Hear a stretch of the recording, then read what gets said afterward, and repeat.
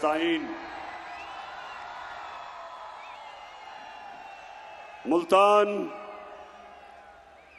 ये दूसरी दफा ये 2 महीने में मैं आज इधर आया हूं आपके पास, और मैं फिर से आपका शुक्रिया अदा करता हूं जिस तादाद में आप यहां आए, मुझे इज्जत दी। आपका बहुत बहुत शुक्रिया। अच्छा मुल्तान, मैं 2 वजह से आया हूं। सबसे पहले अब आपने मेरी बात बड़ी गौर से सुननी है,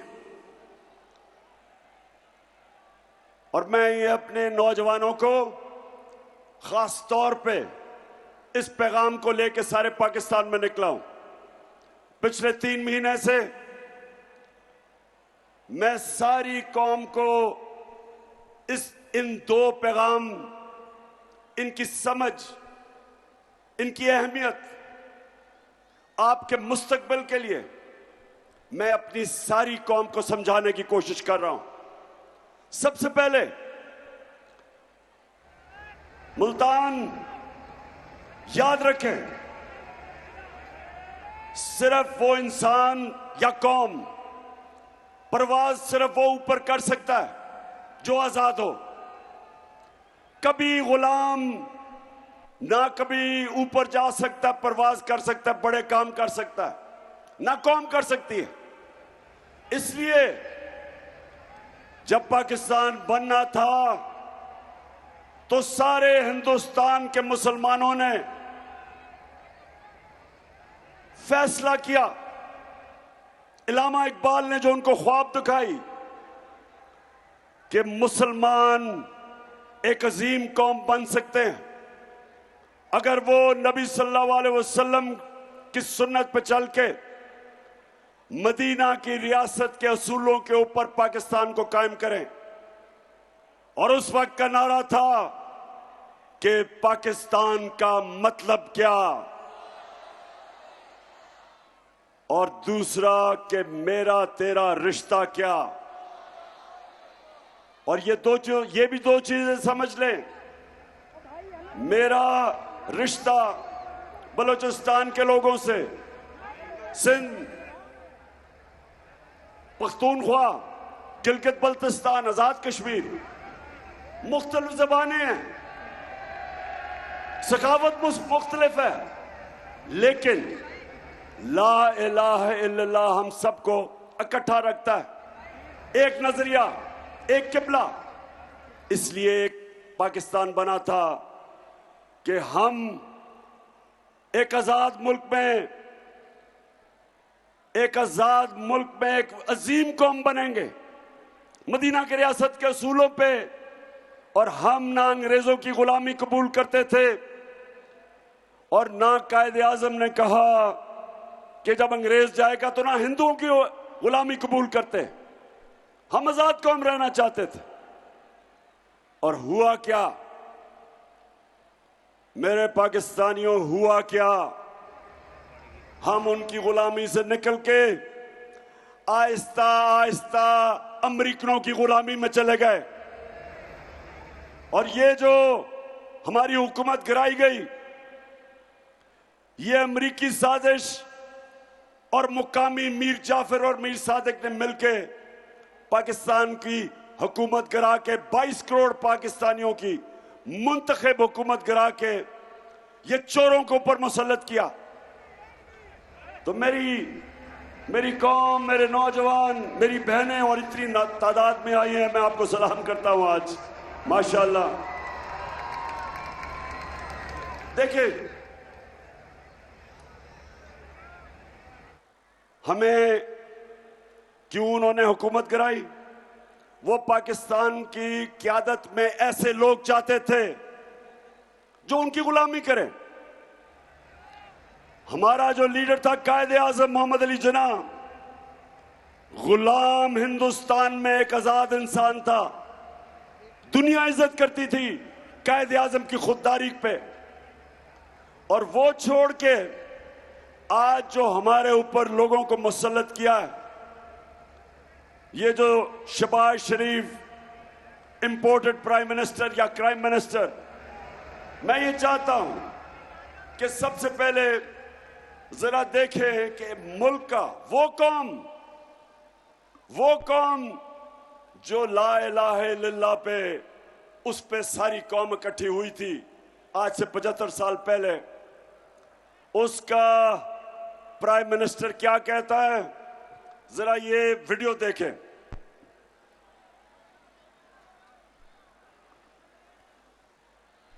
मैं सऊदी अरब से होके आया हूं, मैं यूएई के होके, अभी मैं तुर्की होके आया हूं, और मैंने उन भाइयों को कहा कि आप हमारे बड़े अजीम भाई हैं, हमेशा आपने हमारी मदद की।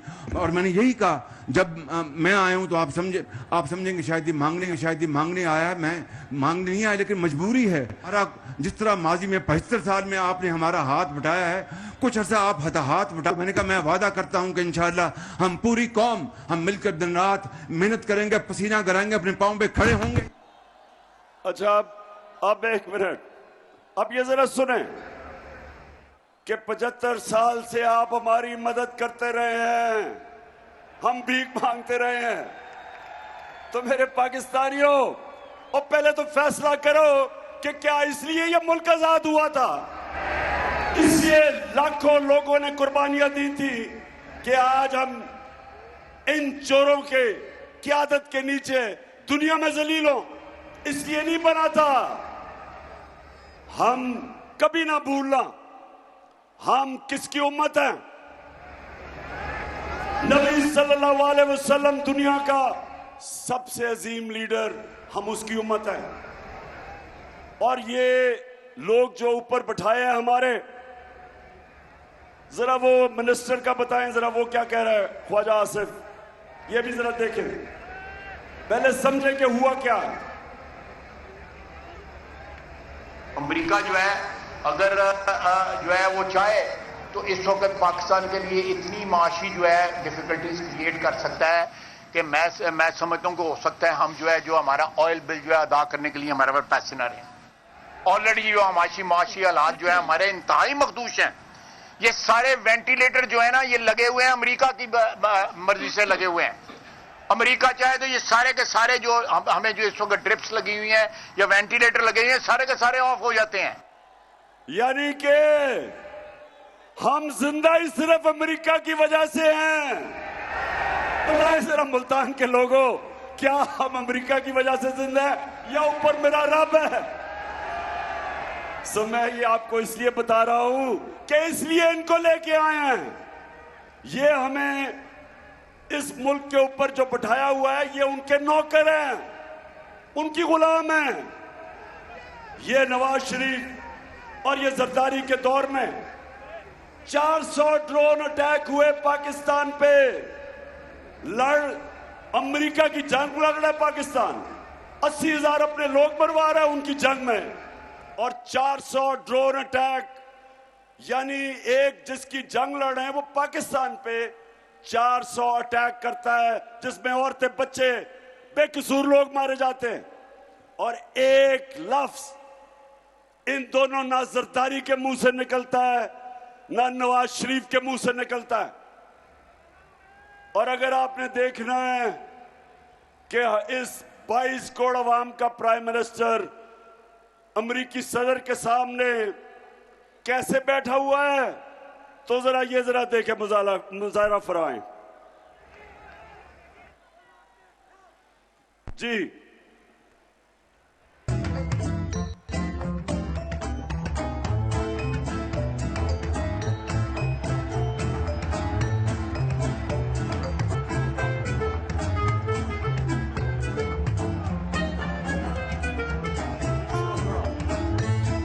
I thank you once again and look forward to welcoming you and Mrs. Obama in Pakistan.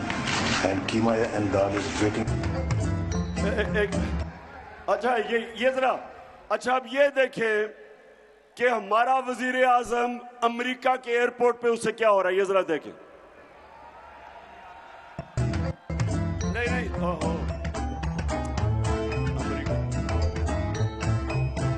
अरे बस मैं ये सिर्फ आपको इसलिए दिखा रहा हूं पाकिस्तानियों कि मैं आया क्यों मैं आपको जगा रहा हूं कि ये बैठा था Pakistani prime minister American president के साथ और पर्ची से पढ़ के कह रहा था कि मैं तुम्हारा शुक्रिया अदा कर रहा हूं कि कोई गलती ना हो जाए, कहीं वो मेरे पर नाराज ना हो जाए। सो इसलिए अच्छा, शहबाज शरीफ जब से आया है यहां ऐसे लोग बैठे थे जो समझते थे शहबाज शरीफ से ज्यादा अफलातून कोई आया ही नहीं दुनिया में। नादान लोग इश्तिहार देख के 50 अरब रुपए के शहबाज शरीफ ने आपके पैसे से इश्तिहार चलाए और उसके बाद वो नादान भी समझने लग गया कि बहुत बड़ा अक्लमंद आदमी था। वो और बात है कि 3 महीने में अल्लाह अल हक है, दूध का दूध पानी का पानी हो गया, सारी कौम को असलियत पता चल गई। जरा आप ये देखें, मुल्क का प्राइम मिनिस्टर शहबाज शरीफ मलिका बरतानिया की सालगिरह है और वो जाता है बरतानिया की एम्बेसी में बरतानिया को सालगिरह करने के लिए, बताने के लिए। और ये जरा तमाशा देखें, केक किसको खिला रहा है? बरतानिया के जो यहां सफीर है उसके मुंह पे केक डाल रहा है।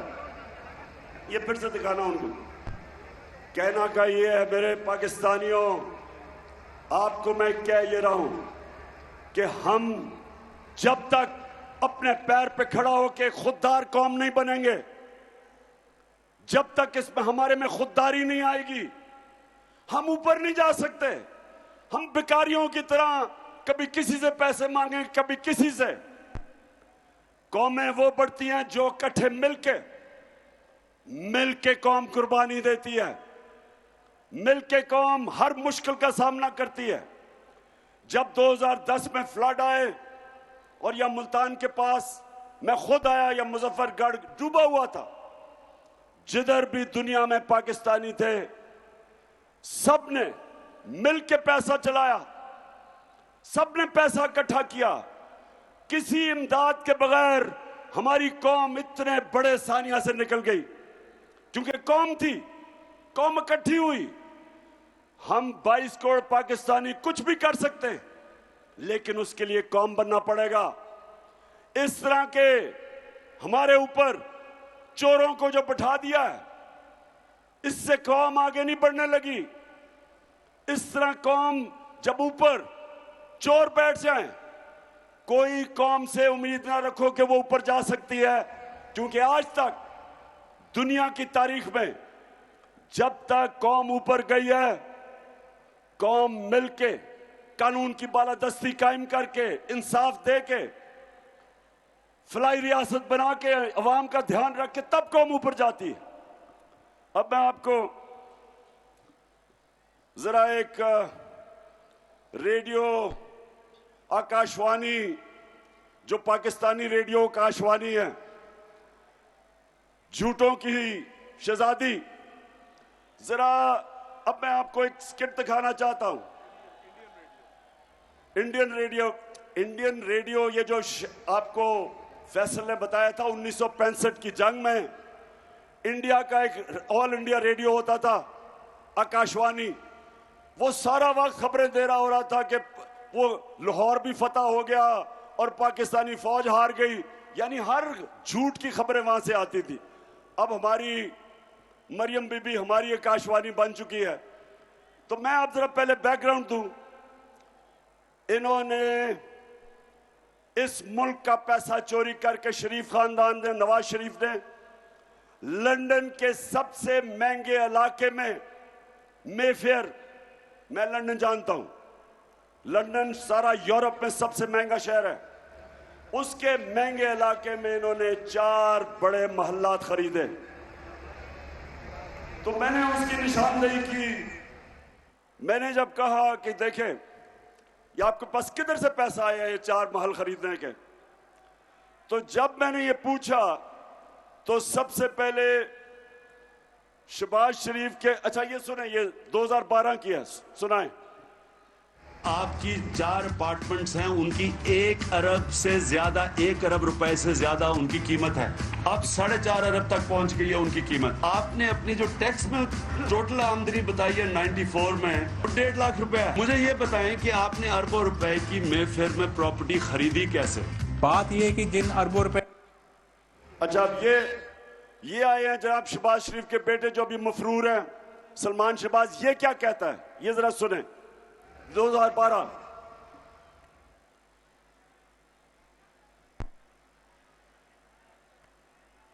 बात ये है कि जिन अरबों रुपए की मेफेयर की प्रॉपर्टीज की ये बात कर रहे हैं, ये तो पहले पता नहीं है। बताएं कौन सी प्रॉपर्टीज है, लाएं, दिखाएं, उसका कोई प्रूफ लाएं।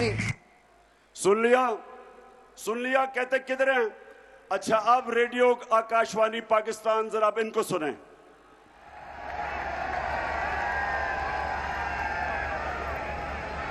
कि इस तरह मुझे लगा कि आप लोगों को बेवकूफ नहीं बना सकते। मेरी सेंट्रल लंदन में प्रॉपर्टीज तो दूर की बात है, मेरी पाकिस्तान में भी कोई प्रॉपर्टी नहीं है। मैं अपने वालिद के साथ रहती और मुझे समझ नहीं आई कि मेरी और मेरी वालदा की और बहन भाइयों की प्रॉपर्टीज ये कहाँ से निकाल के ले आए हैं। सना, ये पहले इसको कोर्ट में तो लेके जाए।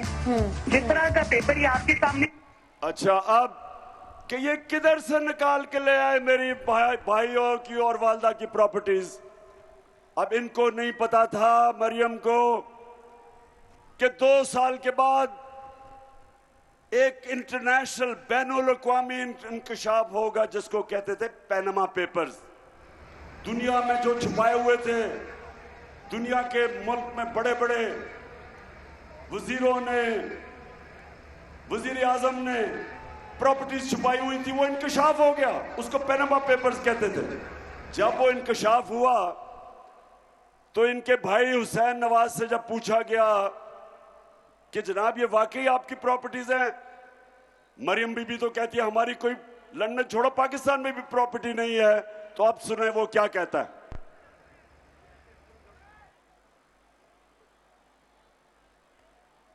मैं इस बात को तस्लीम करता हूं कि अल्हम्दुलिल्लाह पाक लेन के ऊपर जो अपार्टमेंट्स हैं वो अल्हम्दुलिल्लाह हमारे हैं। मैं इस बात को तस्लीम करता हूं कि उनको ऑफशोर कंपनीज नेस्कॉल लिमिटेड और नीलसन लिमिटेड जो है उनको ओन करती हैं। और मैं आपको ये भी अर्ज करता हूं उनको होल्ड कर रही है इस वक्त मरियम नवाज शरीफ, मेरी हमशीरा जो है। ठीक है जी, ठीक है जी, सुन लिया। नहीं बताए, सुना आपने कि मेरी कोई प्रॉपर्टी नहीं। और अल्लाह ने जब अल्लाह का सच सामने ले आया तो कहता कि वो चारों महलात अरबों रुपए के मेफेयर सबसे महंगे इलाके में वो मेरी बहन मरियम नवाज शरीफ ओन करती हैं। अब झूठ बोलने की क्या जरूरत थी? क्यों झूठ बोलना, बताए ना जरा, मुल्तान बताओ। क्योंकि चोरी का पैसा था, आपका पैसा था। और ये जो मैं आपके सामने दूसरी, एक खुददार कौम और दूसरा, कभी भी जिस कौम के प्राइम मिनिस्टर, उसके वजीर उस मुल्क का पैसा चोरी करते हैं, करप्शन करते हैं, वो मुल्क ऊपर नहीं जाता। करप्शन और चोरी में क्या फर्क है, बताएं ना मुल्तान के बाशऊर लोगों, चोरी और करप्शन में क्या फर्क है? चोरी मसलन कोई जेब कुतरा आ गया, मेरी चीज चोरी कर ली, किसी ने भैंस उठा ली, गाड़ी उठा ली, ये चोरी है। करप्शन होती है जब अवाम का पैसा चोरी होता है। करप्शन का मतलब कि मैंने मोटरवे बनवाना है 50 अरब का, मैं उसकी कीमत बढ़ा देता हूं 70 अरब की, 20 अरब जेब में डाल लेता हूं, इसको करप्शन कहते हैं। कीमत आप अदा करते हैं, पैसा आपका होता है, आपका टैक्स का पैसा जो इकट्ठा करते हैं उसमें से चोरी होती है। यानी इज्तिमाई अवाम का पैसा चोरी जब होता है और हुकूमत में आके वजीर और वजीर आजम और सरकारी नौकर करते हैं तो वो अवाम का पैसा चोरी होता है। वो पैसा आपके स्कूलों पे, अस्पतालों पे, आपको रोजगार देने पे, वो पैसा उस पर लगना चाहिए, वो इनकी जेबों में चला जाता है। और दूसरा नुकसान क्या होता है कि जब बड़ी चोरी होती है अरबों रुपए की, तो वो पैसा बिस्तर के नीचे नहीं रखा जा सकता, वो अगर मुल्क में रखोगे नजर आ जाएगा। लिहाजा वो पैसा मुल्क से बाहर भेजते हैं, दुगना नुकसान करते हैं।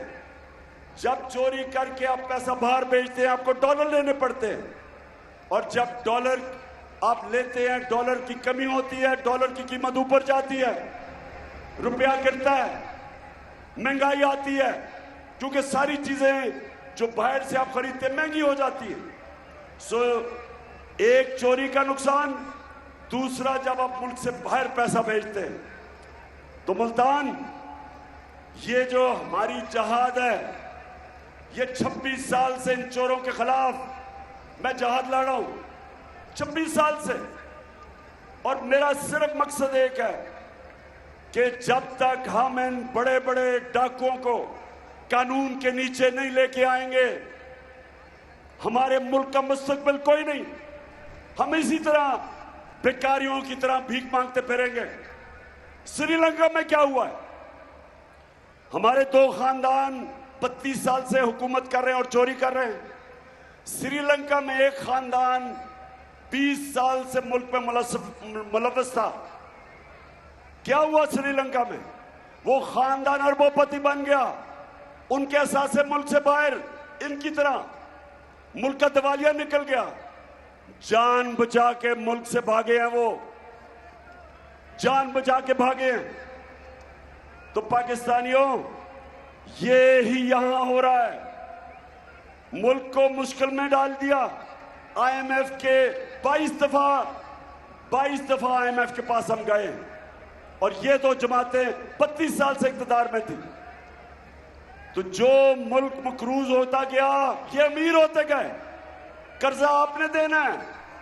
आज जो आईएमएफ हुक्म करती है कि पेट्रोल की कीमत बढ़ा दो, गैस, बिजली, डीजल, सारी जो आज हुक्म मिलता है, मानना पड़ता है आपको, क्योंकि वो कर्जे दे रहे हैं। सुल्तान, सुने जरा, गौर से सुने।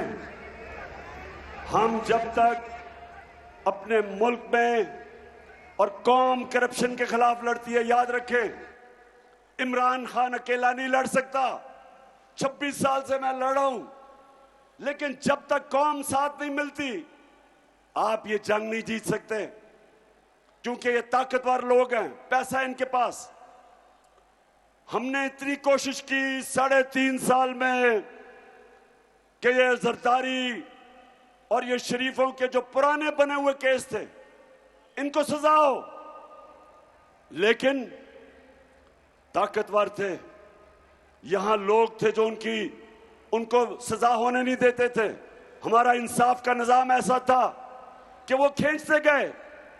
महंगे महंगे वकील थे, हुकूमत सरकारी वकील मुकाबला नहीं कर सकते, फिर पैसा चला देते थे। हम 3.5 साल में इन ताकतवर डाकुओं को नहीं सजा दिलवा सके, और आज फिर वो ऊपर आ गए। लेकिन ये जो हमारा इलेक्शन आ रहा है इतवार को, ये एक मुल्क के लिए एक फैसला कुन वक्त है।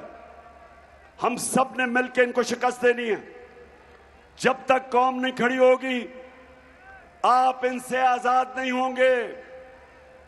और मैं आखिर में जो दूसरी बात करना चाहता हूं, ये जो सारे 60% कैंप जो हमारी कैबिनेट है वो जमानत पे है। ये जो सारे मिलके इस वक्त कोशिश कर रहे हैं कि तहरीक इंसाफ के खिलाफ मुकदमे किए, FIR किए, केसेस करो, ये भी कोशिश कर रहे हैं कि हमें गद्दार साबित किया जाए। और सबसे बुरी कोशिश कर रहे हैं कि किसी तरह तहरीक इंसाफ की फौज से हमारी और फौज की लड़ाई हो। कान खोल के सुन लो, हमारी कभी फौज से लड़ाई नहीं होगी, कि ये हमारी फौज है। ये वो लोग हैं जो हमारे मुहाफिज हैं, हमारी इनसे लड़ाई नहीं होगी, हमारी लड़ाई आपसे होगी। और जब तक हम जिंदा हैं, हम आपको छोड़ेंगे नहीं। इनकी पूरी कोशिश है जब ये इक्तदार में नहीं थे कि हमारी फौज को बुरा भला कहा जाए, जब ये पावर में नहीं थे, तो जरा सुने कि ये किस तरह की बातें करते थे हमारी फौज एस्टेब्लिशमेंट के खिलाफ। जरा ये सुने।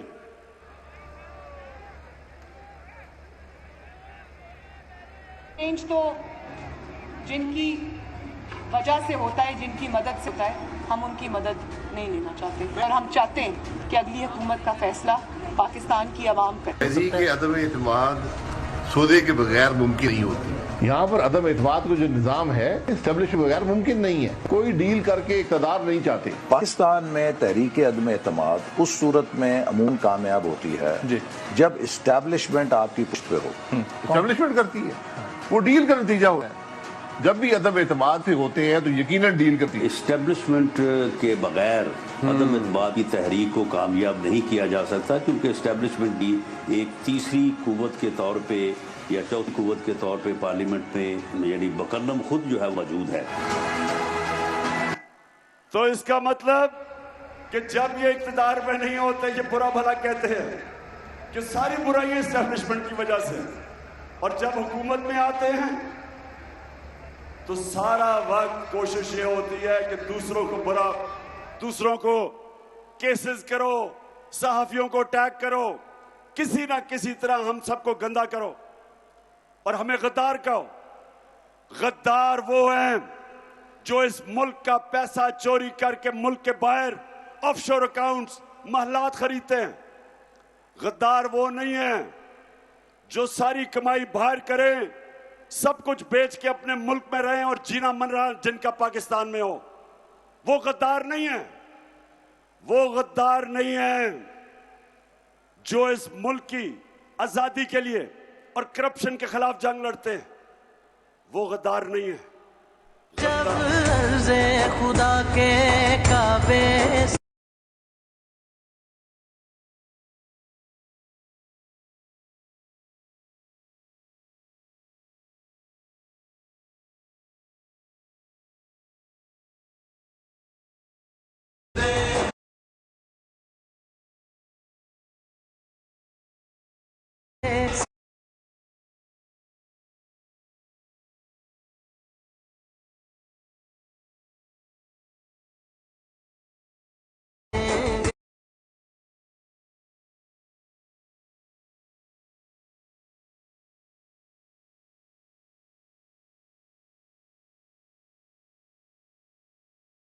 तहरीक इंसाफ वो जमात है जो सारे सूबों के अंदर है।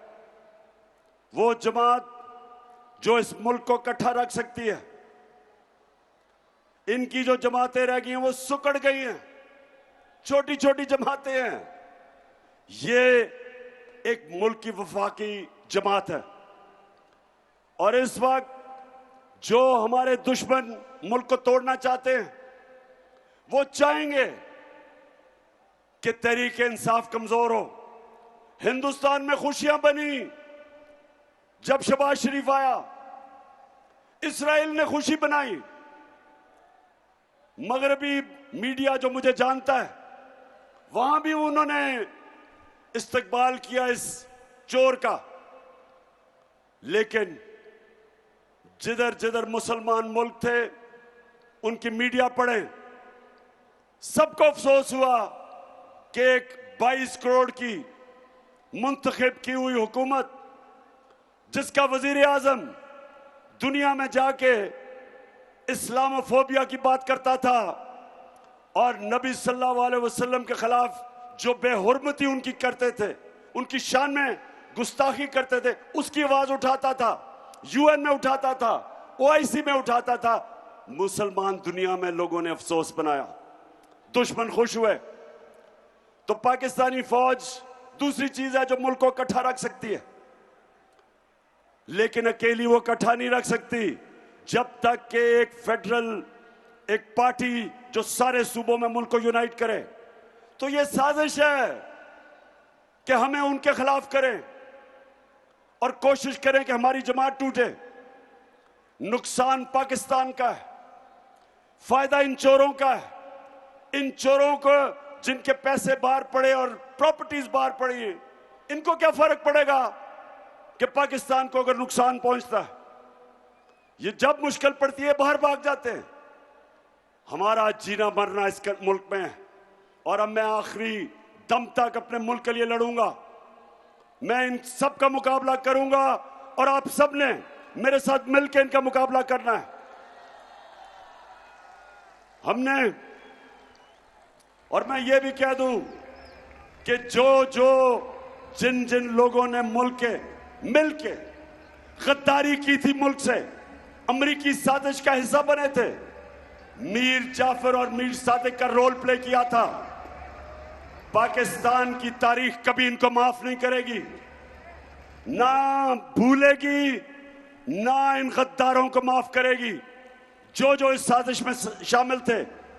और मैं फिर सुप्रीम कोर्ट को कहता हूं कि सदर आरिफ अलवी ने आपको लेटर लिखा है मुरासले के ऊपर, जो कि पाकिस्तान एम्बेसडर और जो अमेरिकी डोनाल्ड लू के बीच में बातचीत थी, सुप्रीम कोर्ट को भेजी है, चीफ जस्टिस को।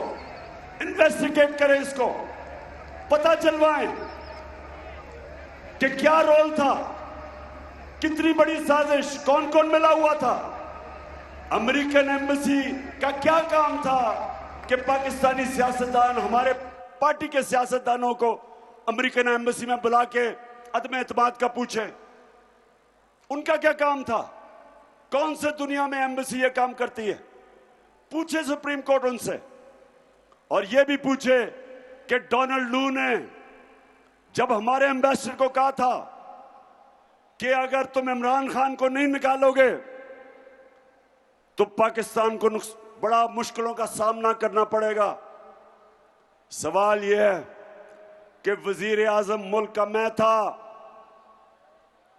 फॉरेन ऑफिस मेरे नीचे, एम्बेसडर मेरे नीचे, किसको उसने पैगाम दिया था? किसको पैगाम दिया था कि इमरान खान को निकालो? फॉरेन ऑफिस ने निकालना था, किसने निकालना था? इसलिए चीफ जस्टिस साहब इसकी पूरी तरह तहकीकात करें, इन्वेस्टिगेट करें। 22 करोड़ लोगों का पाकिस्तान, माशाल्लाह एक फौज जो सारी मुसलमान दुनिया में ताकतवर फौज, एटमी हथियार, एक वो मुल्क जो कि स्ट्रेटेजिकली उधर खड़ा है कि जब भी हमने अपने मुल्क को ठीक किया ये उठ जाएगा। तो कौन थे वो लोग जिन्होंने साजिश करके एक मुल्क जो तरक्की कर रहा था 17 साल में, पिछले 2 साल में 17 साल के बाद सबसे ज्यादा तरक्की पाकिस्तान इकोनॉमिक सर्वे के मुताबिक हमारे 2 सालों में हुई थी। Exports record, tax collection record, 4 फसलें रिकॉर्ड, हमारी एक्सपोर्ट्स, टेक्सटाइल की रिकॉर्ड, इंडस्ट्री कितने सालों के बाद तेजी से सनत आगे बढ़ रही थी। हमारी आईटी एक्सपोर्ट्स 75% 2 सालों में बढ़ी थी। तो क्या कौन थे वो गद्दार जिन्होंने हमारी गवर्नमेंट गिरा के ये चोरों के ऊपर मुसल्लत किया? इसलिए आप सब ने तैयारी करनी है। 17 तारीख को इन लोटों को शिकस्त देनी है और आपने सबने जिम्मेदारी लेनी है। खास तौर पे मैं अपनी बहनों को कह रहा हूं कि औरतों के पोलिंग स्टेशन के ऊपर सबसे ज्यादा धांधली होती है। ये सिर्फ धांधली से हमें हरा सकते हैं, सिर्फ धांधली से। कौम सारी फैसला कर बैठी है, कौम खड़ी है इनके खिलाफ, चोरों के। आपने सबने अपना इसको इलेक्शन नहीं समझना, ये जहाद है, हकीकी आजादी की जहाद है। और आप सब ने पूरा जोर लगाना है और इनको शिकस्त देनी है। और इंशाअल्लाह जो अगली दफा मैं मुल्तान में आऊंगा, सूफियों के शहर में, बुजुर्गान दीन के शहर में, तो इंशाअल्लाह हम सब मिलके अल्लाह का शुक्र भी अदा करेंगे अल्लाह का शुक्र अदा करेंगे, जश्न बनाएंगे और ये इन चोरों को अमरीका के गुलामों को, वैसे आपने देखा था किस तरह की बेशर्मी से गुलामी की। हम तो भिखारी हैं जी, हम तो भीख मांगने आए हैं, खुददार हैं हम कौम। ये कौम ला इलाहा इल्लल्लाह, अल्लाह के सिवा किसी के सामने नहीं झुकने वाली कौम, गैरतमंद कौम है, खुददार कौम है। और इंशाअल्लाह इन चोरों को और ये जिन्होंने साजिश की है सबको इंशाअल्लाह हम शिकस्त देंगे। पाकिस्तान जिंदाबाद।